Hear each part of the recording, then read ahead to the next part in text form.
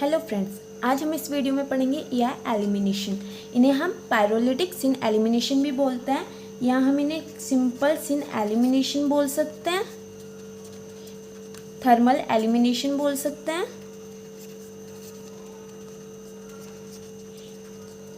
ठीक है, या पायरोलेट सिन एलिमिनेशन बोल सकते हैं। ये रिएक्शन जो होती है हमारी, इसमें हमारा एक साइक्लिक ट्रांजिशन स्टेट फॉर्म होता है। ठीक है ना, ये रिएक्शन एलिमिनेशन रिएक्शंस होती हैं और ये हमारी कैसे प्रोसीड करती हैं, जिसमें साइक्लिक ट्रांजिशन स्टेट फॉर्म हो और ये हमारी सिर्फ इन्वॉल्व होती हैं वन मॉलिक्यूल में, जो सबस्ट्रेट का एक मॉलिक्यूल है ना, सिर्फ उसी में। ठीक है ना, और जो हमारी इसकी नेगेटिव एंट्रोपी होती है एक्टिवेशन की, इसलिए स्टीरियो स्पेसिफिक सिन एलिमिनेशन होता है।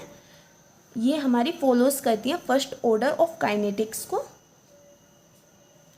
ये रिएक्शंस जो होती हैं ये केमिस्ट को इजी कर देती हैं क्लासीफाई, क्योंकि फर्स्ट ऑर्डर ऑफ काइनेटिक्स है और ये हमारी स्टीरियो स्पेसिफिक सिन एलिमिनेशन रिएक्शन है। तो इसलिए ना जो केमिस्ट होता है वो हमारा इजीली क्लासीफाई कर सकता है रिएक्शन को इंट्रामोलिकुलर और इंटरनल एलिमिनेशन रिएक्शंस में। ठीक है, ये हमारी इन्वॉल्व होती है, या तो उसमें 5 मेंबर स्ट्रक्चर बनेगा, जो ट्रांजिशन स्टेट होगी ना वो हमारी या तो 5 मेंबर होगी या हमारी 6 मेंबर होगी साइक्लिक ट्रांजिशन स्टेट। इसलिए हम इसे बोलते हैं EI रिएक्शंस। ठीक है, एलिमिनेशन रिएक्शंस।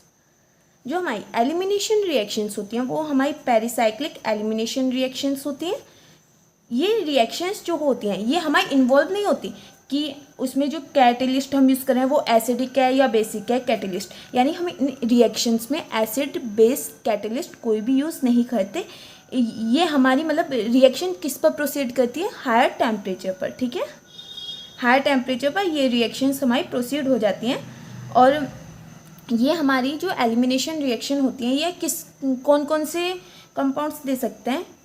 ये एलिमिनेशन हमारी किन किन में हो सकती है, ईस्टर्स में हो सकती है, ज़ैंथेट्स में हो सकती है, अमाइन ऑक्साइड्स में हो सकती है, सल्फर ऑक्साइड्स में हो सकती है, सेलेनो ऑक्साइड्स में हो सकती है, जिनके पास एटलीस्ट एक बीटा हाइड्रोजन एटम हो। ठीक है ना, ये जो एलिमिनेशन होता है इसमें रिक्वायर क्या होता है, जो हमारा सिन कॉन्फ़िगरेशन है ना उसमें जो एलिमिनेटेड ग्रुप्स हैं वो हमारे सिन कॉन्फ़िगरेशन में होनी चाहिए, यानी जो बोथ एलिमिनेटिंग ग्रुप्स हैं वो सिन पेरीप्लेनर होना चाहिए। अभी हम डिस्कस करेंगे सिन बोलते किसे हैं। ठीक है, ये रिएक्शंस जो होती हैं वो होती हैं concerted reactions.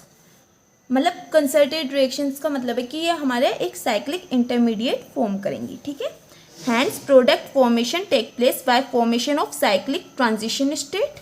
If beta carbon has more than one hydrogen, mixture of alkenes are formed. अगर जो हमारे बीटा कार्बन है उस पर हमारे एक से ज़्यादा हाइड्रोजन ग्रुप अटैच हैं तो वो हमारा क्या देगा, मिक्सचर देगा किसका, जिसमें एल्कीन्स भी फॉर्म होगा। अब देखो जैसे हम सिन कन्फिग्रेशंस देखते हैं एस्टर्स की, या स्टीरियो केमिस्ट्री बोल सकते हो।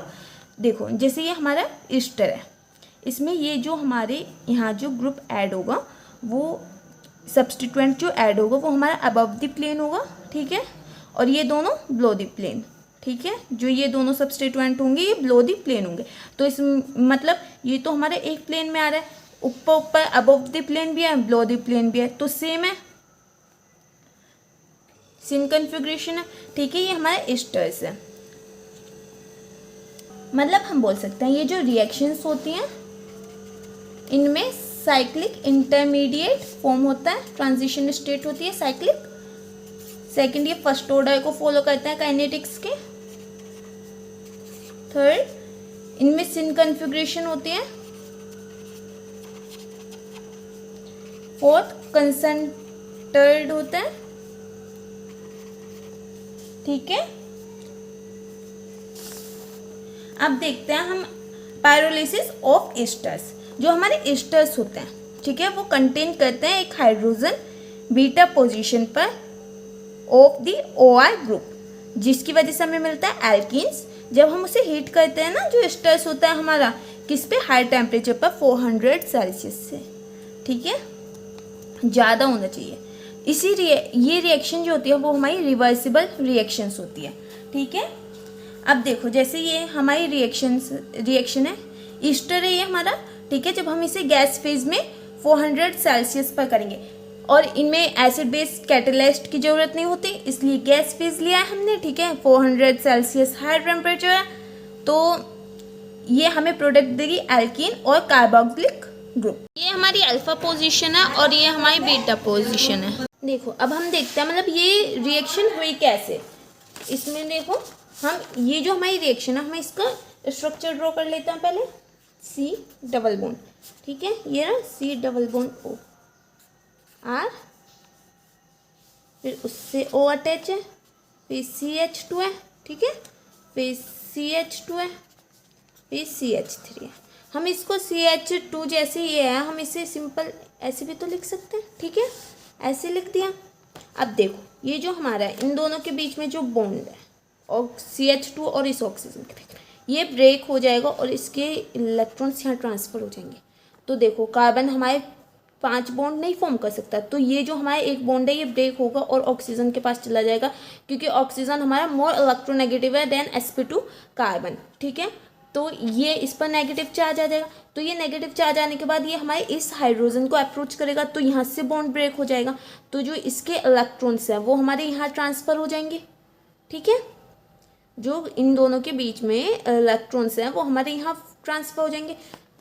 तो देखो ये हमारा एक मिल गया, ये क्या मिला हमें RCOH डबल बॉन्ड O, और ये क्या मिल गया हमें alkene CH2 double O double bond CH3, ये हमें एल्कीन मिल गया, सिंपल, ठीक है ना। ये मैंने यहाँ दिखाया है, ये जो हमारी रिएक्शन है इसमें जो कार्बोनिल ग्रुप है वो हमारा एक्ट करेगा बेस की तरह, और जो हमारा अटैकिंग है ना बीटा हाइड्रोजन वो हमारा इंटरमोलिकुलर ही होगा, और उसी टाइम पर जो हमारा ईस्टर ग्रुप है वो हमारे लीविंग ग्रुप की तरह एक्ट करेगा, और जो हमारा कार्बोक्सिलिक एसिड है वो लॉस हो जाएगा, ठीक है, सिंगल कंसर्टेड मॉलिक्यूल के रूप में। ये हमारा मैकेनिज्म वही शो कर रहा है। ये हमने ईस्टर का स्ट्रक्चर बना लिया, और उसमें ना सबसे पहले ये इन दोनों के बीच का बॉन्ड ब्रेक होगा, फिर ये यहाँ ट्रांसफर हो जाएंगे इलेक्ट्रॉन्स, तो ये 5 हो जाएगा, तो इसका एक बॉन्ड ब्रेक होकर यहाँ ये ऑक्सीजन पर नेगेटिव चार्ज आएगा, तो ये इस हाइड्रोजन को अप्रोच करेगा, तो यहाँ पर जो इन दोनों के बीच में बॉन्ड है वो ब्रेक हो जाएगा, और ये जो इलेक्ट्रॉन्स होंगे वो इस पोजीशन पर ट्रांसफ़र हो जाएंगे। ये मैंने शो किया हुआ है कि ये 6 मेंबर हमारा साइक्लिक ट्रांजिशन स्टेट फॉर्म हुआ है, और B से बॉन्ड ब्रेकिंग शो हो रहा है, और F से हमारा बॉन्ड फॉर्मेशन। तो हमें ये रिएक्शन होने के बाद हाई टेम्परेचर पर गैस फेज में ये हमें मिल गया, एक मिल गया हमें एल्कीन और एक मिल गया हमें कार्बोक्सिलिक ग्रुप, ठीक है। Thank you for more videos, like share and subscribe my channel.